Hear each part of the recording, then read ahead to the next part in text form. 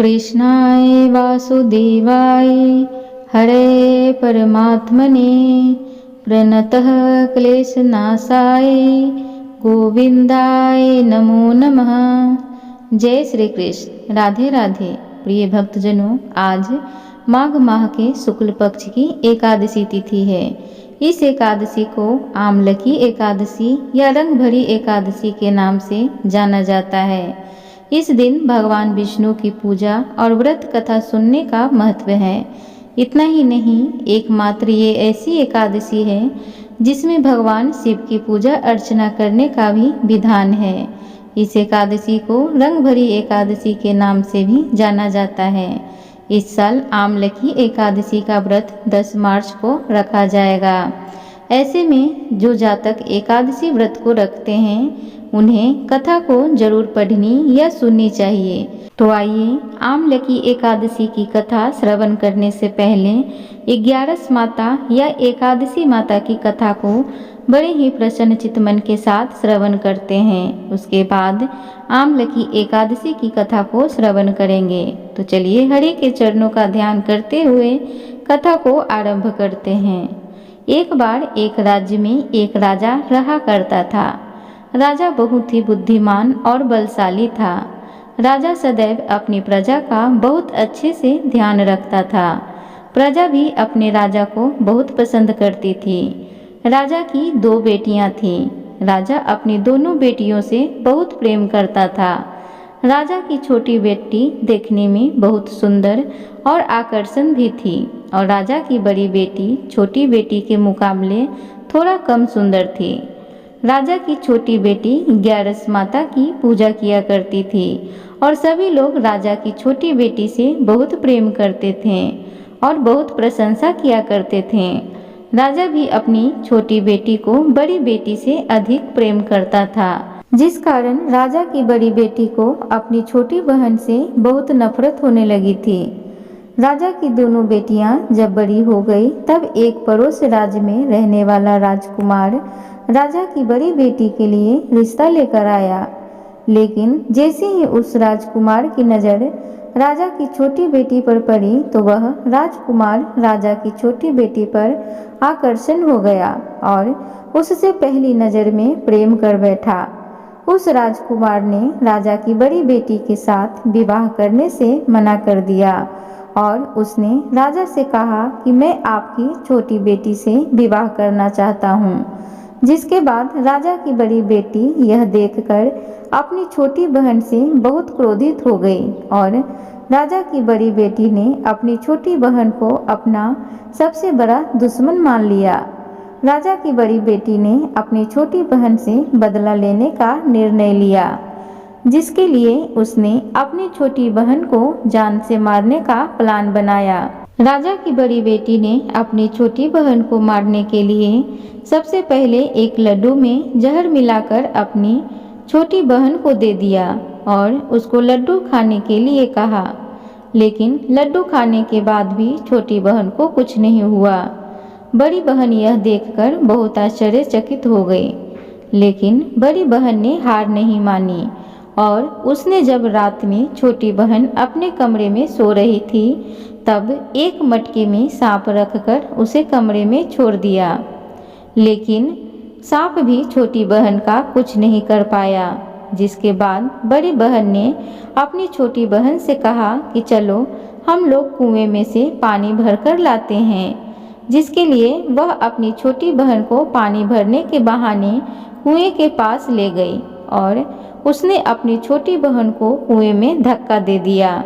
लेकिन छोटी बहन को तब भी कुछ नहीं हुआ, क्योंकि हर बार 11 माता उसकी रक्षा कर रही थीं और उधर बड़ी बहन अपने सारे प्रयासों के बाद असफल हो रही थी, जिससे वह बहुत क्रोधित होती जा रही थी। फिर उसने अपनी छोटी बहन के पास जाकर उससे खुद ही पूछा कि मेरी छोटी बहन, तुमको पता है भगवान ने सबकी मृत्यु एक निश्चित समय पर लिखी हुई है और कैसे तुम्हारी मृत्यु होगी, क्या यह तुम जानती हो? तब छोटी बहन ने अपनी बड़ी बहन को बताया कि हाँ, मैं तो जानती हूँ कि मेरी मृत्यु कैसे होगी। छोटी बहन के मुख से यह बात सुनकर बड़ी बहन मन ही मन बहुत प्रसन्न होने लगी और उसने अपनी छोटी बहन से कहा, तो तुम मुझे अपनी मृत्यु का राज बताओ। छोटी बहन ने अपनी बड़ी बहन से कहा कि मेरी मृत्यु तो एक तोते में है, जो तोते के गले में एक हार है, उससे मेरी मृत्यु होगी।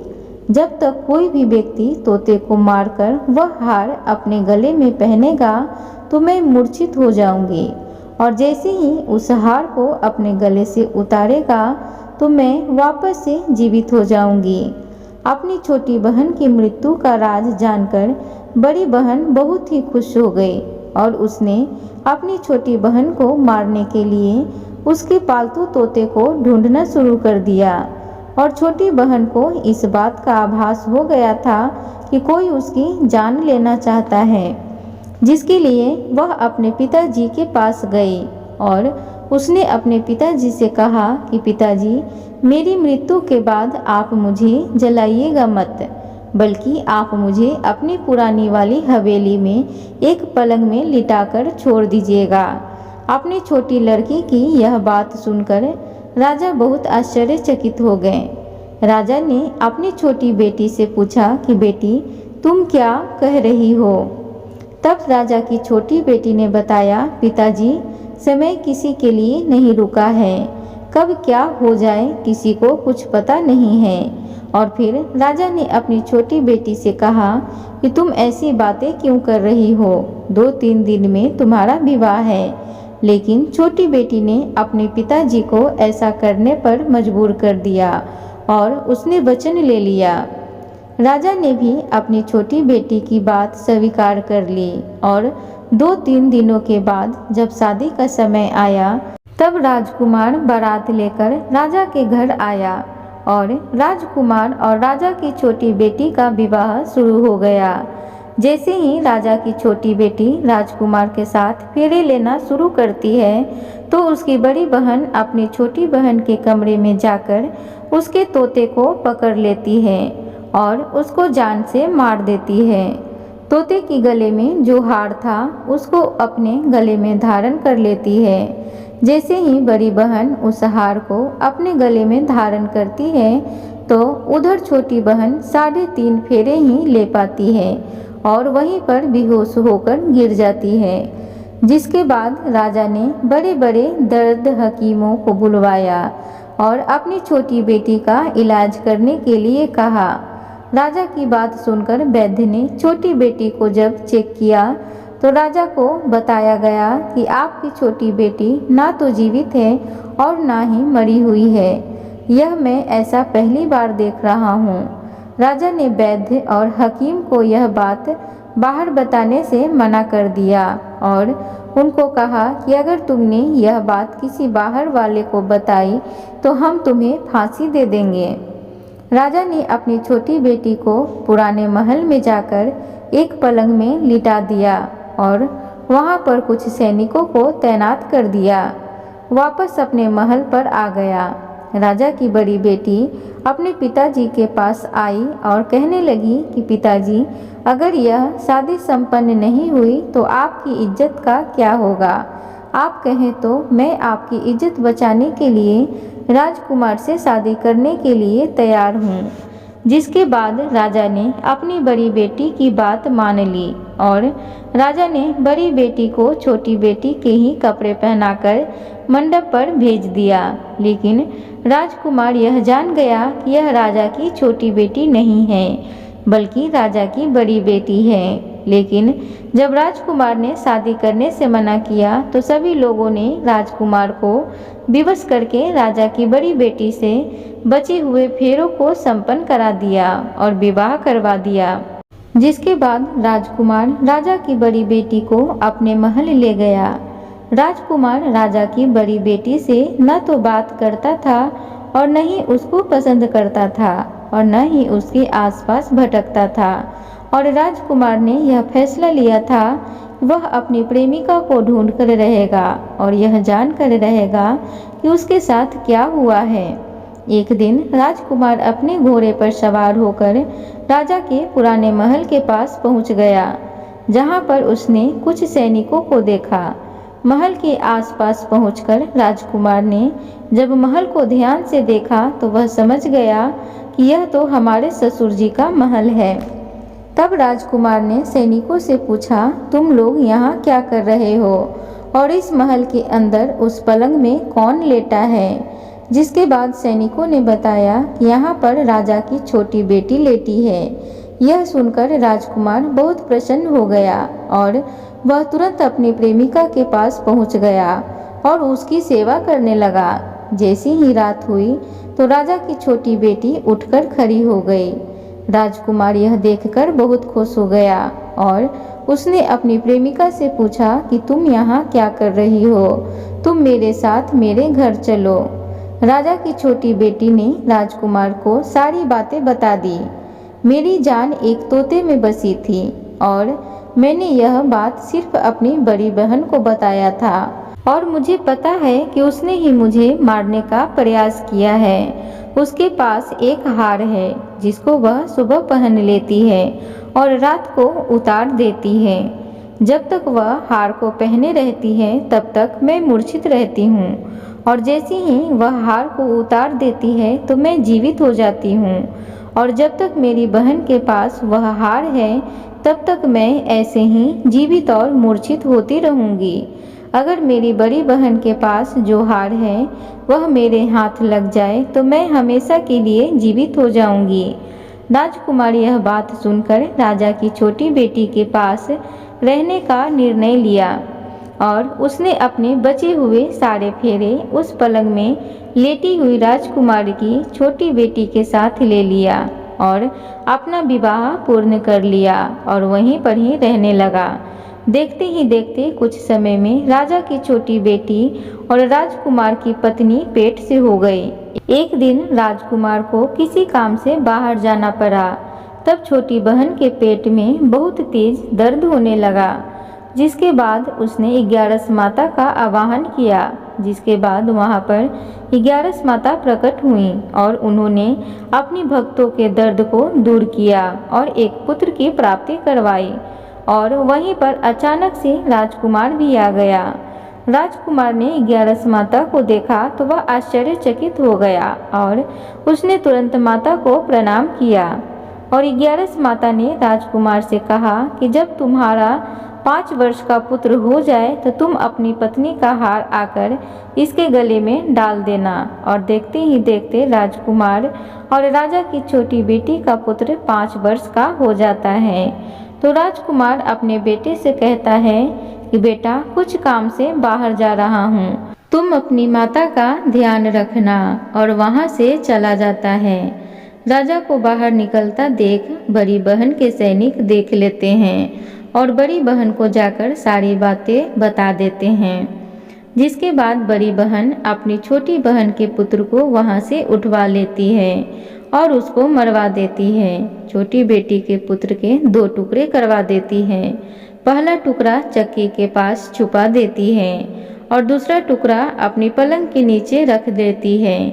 जब 11 माता भिखारी का रूप लेकर आती हैं, एक भिखारी का रूप रखकर बड़ी बहन के पास चली जाती हैं। जिसके बाद वहाँ पर भिक्षा मांगने लगती हैं। बड़ी बहन अपने नौकरों से कहती हैं कि जाकर भिक्षा दे दो, लेकिन जैसे ही नौकर 11 माता को भिक्षा देने के लिए आते हैं तो माता उन्हें मना कर देती हैं और कहती हैं कि मैं तुम्हारी महारानी से ही भिक्षा लूंगी। जिसके बाद बड़ी बहन स्वयं ही भिक्षा देने के लिए माता के पास आती है। तब माता एक बिल्ली का रूप लेकर उसके कमरे में चली जाती है और वहाँ पर छोटी बेटी के पुत्र को 2 टुकड़ों को वापस में जोड़ देती हैं और उसे जीवित कर देती हैं और उसे वहाँ से ले जाती हैं।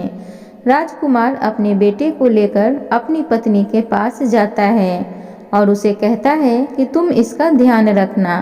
अगर तुम इस बच्चे का अच्छे से ध्यान रखोगी तो मैं तुमसे बात करूँगा। एक दिन राजकुमार अपने बच्चे से कहता है कि तुम माता से उनके गले का हार मांग लो। जिसके बाद राजकुमार का लड़का अपनी माता के पास जाता है और कहता है, माता, मुझे तुम्हारा हार चाहिए। जो तुमने गले में पहन रखा है। यह सुनकर पहले तो बड़ी बहन बहुत क्रोधित होती है, पर उसको यह बात याद आता है कि राजकुमार ने कहा था कि अगर मैं इस बच्चे का अच्छे से ध्यान रखूंगी तो वह मुझसे बात करेंगे, जिसके कारण वह हार को उस बच्चे को दे देती है और वह तुरंत हार को ले जाकर अपने पिताजी को दे देता है। और तभी राजकुमार अपने बेटे को लेकर वहां से जाने लगता है और अपनी पत्नी से कहता है कि तुम हमारे लिए खाना बनाकर रखना, मैं शाम को आकर तुम्हारे साथ खाऊंगा। और वह अपने बेटे को लेकर वहां से चला जाता है, जिसके बाद वह राजा के पास जाता है और उनको सारी बातें बता देता है। राजा अपनी बड़ी बेटी की यह करतूत सुनकर बहुत क्रोधित होते हैं और अपनी परवरिश पर ही दोष देने लगते हैं और राजकुमार को अपनी छोटी बेटी के साथ रहने के लिए आदेश देते हैं। प्रिय भक्तजनों, एक बार बोलिए 11 माता की जय। अब सुनिए आमलकी एकादशी की व्रत कथा। मानधाता बोले कि हे वशिष्ठ जी, यदि आप मुझ पर कृपा करें तो किसी ऐसे व्रत की कथा कहिए जिससे मेरा कल्याण हो। महर्षि वशिष्ठ बोले कि हे राजन, सब व्रतों में उत्तम और अंत में मोक्ष देने वाले आमलकी एकादशी के व्रत का मैं वर्णन करता हूँ। यह एकादशी फाल्गुन माह के शुक्ल पक्ष में होती है। इस व्रत के करने से समस्त पाप नष्ट हो जाते हैं। इस व्रत का फल 1000 गौदान के फल के बराबर होता है। अब मैं आपसे एक पौराणिक कथा कहता हूँ, आप ध्यान पूर्वक सुनिए। एक वैदिश नाम का नगर था जिसमें ब्राह्मण, क्षत्रिय, वैश्य और शूद्र चारों वर्ण आनंद सहित रहते थे।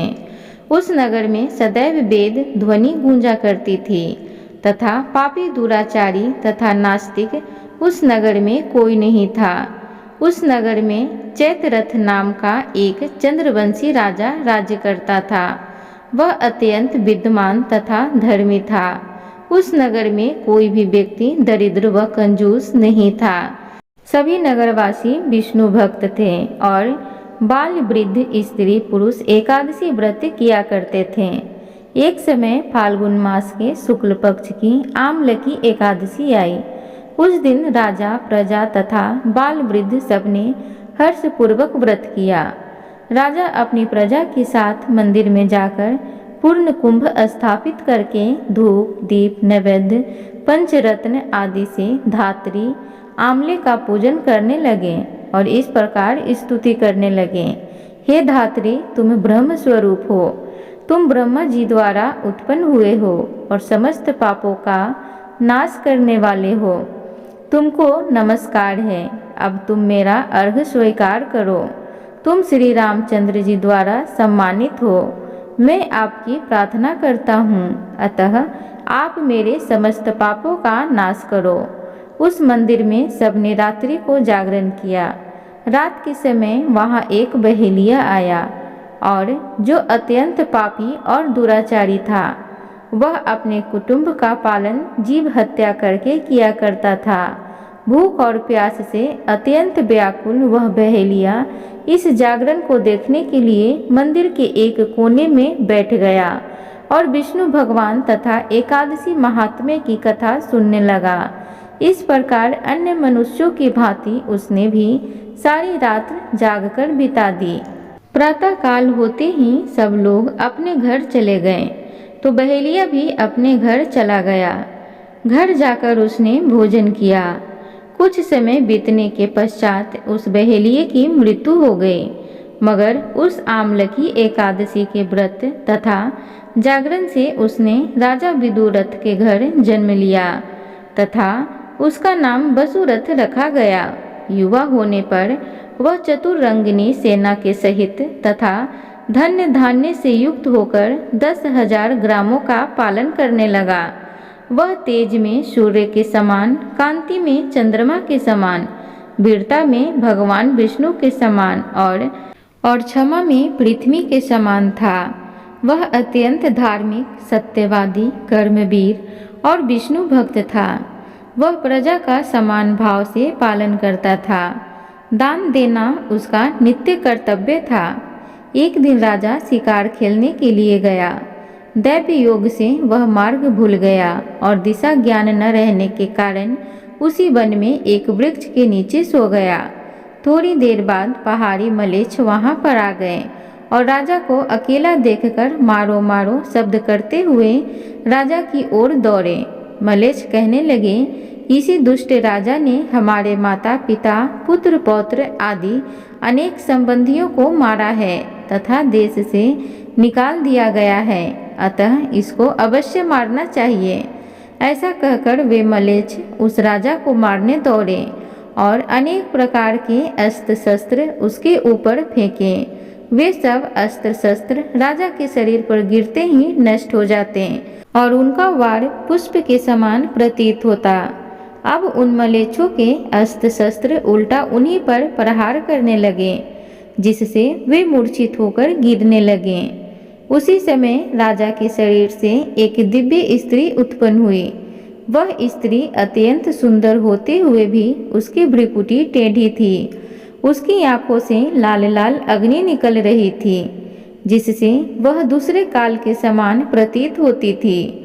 वह स्त्री मलेच्छों को मारने दौड़ी और थोड़ी ही देर में उसने सब मलेच्छों को काल के गाल में पहुंचा दिया। जब राजा सोकर उठा तो उसने मलेच्छों को मरा हुआ देखकर कहा, इन शत्रुओं को किसने मारा है? इस वन में मेरा कौन हितैषी रहता है? वह ऐसा विचार कर ही रहा था कि आकाशवाणी हुई, हे राजा, इस संसार में विष्णु भगवान के अतिरिक्त कौन तेरी सहायता कर सकता है? इस आकाशवाणी को सुनकर राजा अपने राज्य में आ गया और सुखपूर्वक राज्य करने लगा। महर्षि वशिष्ठ बोले कि हे राजन, यह आमलकी एकादशी के व्रत का प्रभाव था। जो मनुष्य इस आमलकी एकादशी का व्रत करते हैं वे प्रत्येक कार्य में सफल होते हैं और अंत में विष्णु लोक को जाते हैं। प्रिय भक्तगणों, एक बार बोलिए सियावर रामचंद्र की जय, लक्ष्मीपति नारायण भगवान की जय। अब हम सब त्रिदेवों की बड़ी ही दुर्लभ कथा को प्रसन्न चित्तमन के साथ श्रवण करेंगे। तो चलिए कथा सुनते हैं। एक समय की बात है जब ऋषि मुनियों ने यह जानने का निर्णय लिया कि त्रिदेवों यानी ब्रह्मा विष्णु और महेश में से सबसे सर्वश्रेष्ठ कौन है। इस बात का पता लगाने की जिम्मेदारी भृगु ऋषि को दे दी गई। भृगु ऋषि इस बात का पता लगाने के लिए सबसे पहले ब्रह्मलोक गए और वहां पहुंचकर ब्रह्मदेव की परीक्षा लेने लगे। उन्होंने सीधे क्रोध से पूछा, आपने मुझे प्रणाम क्यों नहीं किया? यह सुनते ही ब्रह्मदेव को गुस्सा आ गया। उन्होंने झल्लाते हुए पूछा, क्या एक पुत्र अपने पिता से श्रेष्ठ हो गया है जो उसे मुझे प्रणाम करना होगा? यह सुनने के बाद भृगु ऋषि उनसे कहते हैं कि मैं तो आपकी परीक्षा ले रहा था और आप मुझ पर क्रोधित हो गए। इतना कहकर भृगु ऋषि वहां से सीधे कैलाश को चले गए। वहां जाकर वो नंदी से कहते हैं कि मुझे शिव जी से मिलना है। नंदी ने ऋषि को जवाब देते हुए कहा, मैं भगवान शिव का ध्यान भंग नहीं कर सकता। ऐसा करने पर भोलेनाथ क्रोधित होंगे। नंदी का जवाब सुनकर भृगु ऋषि खुद ही शिव जी के ध्यान को भंग कर देते हैं। शिव जी का ध्यान भंग होने पर वो भी गुस्सा करते हुए भृगु ऋषि को भस्म करने की बात कहते हैं। तभी माता पार्वती उन्हें रोकती हैं और ऋषि मुनि को क्षमा करने की प्रार्थना करती हैं। शिव जी के गुस्से को देखने के बाद भृगु ऋषि कैलाश से सीधे बैकुंठ चले जाते हैं। वहां वो देखते हैं कि भगवान विष्णु आराम कर रहे हैं और माता लक्ष्मी उनके पैर दबा रही होती हैं। उसी वक्त भृगु ऋषि सीधे विष्णु भगवान की छाती पर पैर से प्रहार करते हैं। इस प्रहार से भगवान विष्णु की नींद खुल जाती है और वो भृगु ऋषि से प्यार से पूछते हैं, हे ऋषिवर, मेरे कठोर शरीर से कहीं आपके कोमल पैर को चोट तो नहीं लगी? अगर लगी होगी तो मुझे क्षमा कर दें। यह सुनते ही ऋषि प्रसन्न हो जाते हैं और समझ जाते हैं कि भगवान विष्णु ही त्रिदेवों में सर्वश्रेष्ठ हैं। माँ लक्ष्मी भी ये सब होते हुए देखती हैं। वो गुस्से में कहती हैं, नाथ, उन्होंने आपको पैर से मारा और आप इस तरह प्रेम भाव दिखा रहे हैं। क्रोध में वो भगवान विष्णु को छोड़कर बैकुंठ से सीधे धरती चली जाती हैं और महाराष्ट्र के कोल्हापुर में रहने लगती हैं।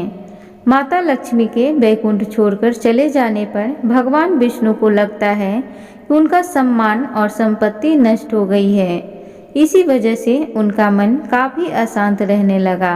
फिर वो माता लक्ष्मी की तलाश में धरती पर चले जाते हैं। धरती पर जाकर भगवान विष्णु श्रीनिवास नामक व्यक्ति बनकर माता लक्ष्मी को ढूंढने लगते हैं। माता लक्ष्मी को ढूंढते ढूंढते वो वेंकटचल पर्वत में स्थित बकुला माई के आश्रम पहुंच जाते हैं। वहां बकुला माई ने उनका आदर पूर्वक स्वागत किया और उन्हें आश्रम में ही रहने के लिए कहा। उस आश्रम में भगवान आराम से श्रीनिवास बनकर रहने लगे। कुछ दिन बाद वहां एक हाथी आ जाता है जो सबको परेशान करता है। यह देख श्रीनिवास धनुष बाण लेकर हाथी की ओर दौड़ते हैं। उन्हें आता देख हाथी डरकर घने जंगल में भाग जाता है। श्रीनिवास उस हाथी का पीछा करता हुआ थक कर एक सरोवर के पास पेड़ की छाया में आराम करने लगते हैं और कुछ ही देर में उन्हें नींद आ जाती है। नींद में वो कुछ युवतियां का शोर सुनते हैं जिससे उनकी नींद टूटती है। आंखें खोलती ही वो खुद को 5-6 युवतियों से घिरा पाते हैं। युवतियां श्रीनिवास को डांटते हुए बोलती हैं कि यह राजकुमारी पद्मावती का उपवन है और इस क्षेत्र में पुरुषों का आना एकदम मना है। यहाँ तुम कैसे और किस लिए आए हो? श्रीनिवास जवाब दे ही रहे थे कि तभी उनकी नज़र वृक्ष के पीछे से झांकती हुई राजकुमारी पद्मावती पर पड़ी। वो उसे देखते ही रह गए। कुछ देर में वो युवतियों को बताते हैं कि मैं एक हाथी का पीछा करते हुए यहाँ पहुँचा हूँ। मुझे बिल्कुल भी पता नहीं था कि यहाँ पुरुषों का आना मना है। मुझे क्षमा कर दें। इतना कहकर वो बकुला माई के आश्रम लौट जाते हैं। आश्रम लौटने के बाद श्रीनिवास का किसी भी काम में मन नहीं लगा। तब एक दिन बकुला माई उनसे उनकी उदासी की वजह पूछती हैं। उदास होकर श्रीनिवास पद्मावती के बारे में उन्हें बताते हैं और कहते हैं कि मैं उसके बिना नहीं रह पाऊंगा। बकुला माई उन्हें कहती हैं कि ऐसा सपना न देखिए जो पूरा न हो सके। वह एक प्रतापी राजा चोल नरेश आकाश राज की बेटी है और आप एक आश्रम में रहने वाले कुलवक गोत्रहीन युवक हैं। कुछ देर सोचने के बाद श्रीनिवास कहते हैं कि माँ, एक तरीका है, बस आपको मेरा साथ देना होगा। बकुला माई श्रीनिवास का प्यार देखकर हाँ कर देती है। दूसरे दिन श्रीनिवास ज्योतिष विद्या में निपुण औरत का वेश धारण करके राजा आकाश के नगर नारायणपुर पहुँचते हैं। उनकी विद्या की वजह से हर तरफ उनकी चर्चा होने लगती है। होते होते एक दिन राजा ने उन्हें अपनी बेटी पद्मावती का हाथ देखने के लिए श्रीनिवास को अपने महल बुलवाया। वहां पहुंचकर उन्होंने राजकुमारी के हाथों की रेखा देखी और कहा कि कुछ दिन पहले एक युवक से वन में तुम्हारी मुलाकात हुई होगी। पद्मावती ने जवाब हाँ में कहा। महिला बने श्रीनिवास ने कहा कि उसी युवक के साथ तुम्हारा विवाह होगा।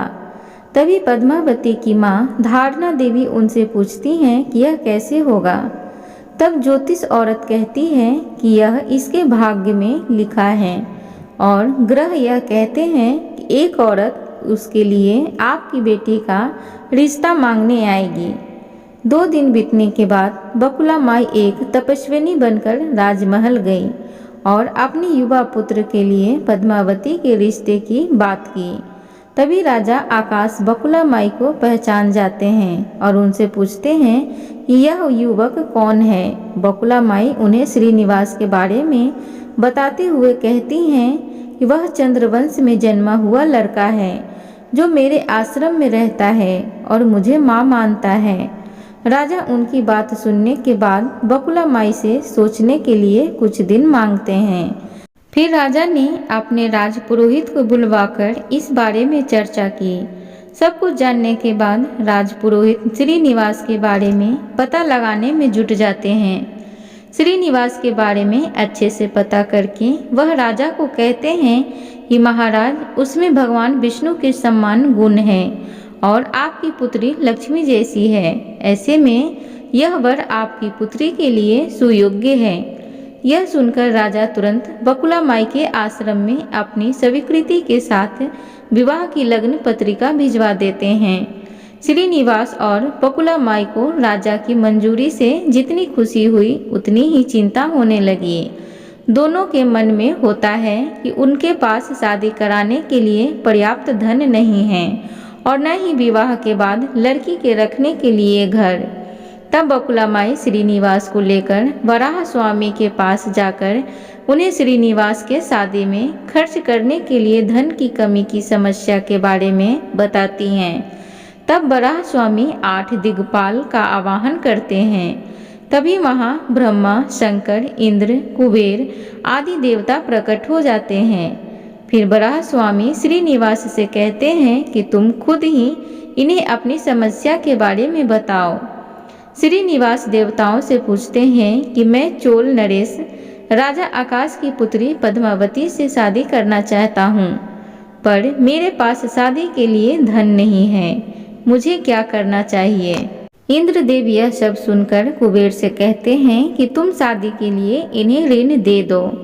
जवाब में कुबेर बोलते हैं कि मुझे ऋण देने में कोई परेशानी नहीं है, बस यह सुनिश्चित कर दीजिए कि मुझे धन वापस कब और किस तरह से मिलेगा।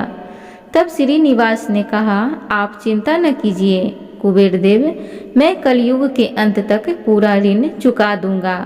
फिर कुबेर ने देवताओं को साक्षी रखकर श्रीनिवास को ऋण दे दिया। उन पैसों से वह पद्मावती से बड़े धूमधाम के साथ शादी करते हैं। तभी उनकी शादी की सूचना लेकर नारद जी कोल्हापुर पहुंच जाते हैं और माँ लक्ष्मी को सारी बातें बता देते हैं। जैसे ही माता लक्ष्मी को पता चलता है कि विष्णु जी ने श्रीनिवास बनकर पद्मावती से शादी करके वेंकटचल पर्वत पर रह रहे हैं तो वह उदास हो जाती हैं। कुछ ही देर में वो सीधे विष्णु भगवान से मिलने के लिए वेंकटचल पर्वत पहुंचती हैं। वहां वो देखती हैं कि पद्मावती बड़े प्यार से श्रीनिवास की सेवा कर रही हैं। माँ लक्ष्मी से रहा नहीं जाता और वे उन्हें भला बुरा कहने लगती हैं। आखिर वे पद्मावती को बताती हैं कि श्रीनिवास नहीं बल्कि मेरे पति विष्णु हैं, तुमने इनसे कैसे विवाह कर लिया? फिर माता लक्ष्मी और पद्मावती के बीच बहुत देर तक वाद विवाद होने लगता है। यह सब देखकर श्रीनिवास को बहुत दुख हुआ और वो वहाँ से थोड़ा पीछे हटकर एक पत्थर की मूर्ति बन जाते हैं। माता लक्ष्मी और पद्मा देवी दोनों यह देखकर बहुत परेशान हो जाती हैं और कहती हैं कि अब श्रीनिवास किसी के नहीं रहें। तभी मूर्ति से आवाज आती है, देवियों, मैं हमेशा इस स्थान पर रहूँगा और मुझे लोग वेंकटेश्वर स्वामी के नाम से जानेंगे। मैं यहाँ रहकर अपने भक्तों की इच्छा पूरी करता रहूँगा। साथ ही मुझे चढ़ाए जाने वाले धन के माध्यम से मैं कुबेर का कर्ज और ब्याज चुकाता रहूँगा। बस तुम दोनों झगड़ना बंद कर दो। इतना सुनने के बाद माता लक्ष्मी और पद्मावती उनसे क्षमा मांगती हैं। फिर माता लक्ष्मी कोल्हापुर जाकर महालक्ष्मी की मूर्ति और पद्मावती चूरनाचूर में शिला में विग्रह बन जाती हैं। यही कारण है कि तिरुपति विराजमान वेंकटेश्वर स्वामी के दर्शन के लिए भक्तों से चंदन, धूप, फूल और मिठाई नहीं बल्कि धन लिया जाता है। एक बार बोलिए श्री वेंकटेश्वर स्वामी की जय। प्रिय भक्तगणों, उम्मीद करूंगी आज की कथा आप सबको अच्छी लगी हो, तो कृपया चैनल को जरूर सब्सक्राइब करें, वीडियो को लाइक करें, कमेंट बॉक्स में श्रीमन नारायण जरूर लिखें। धन्यवाद।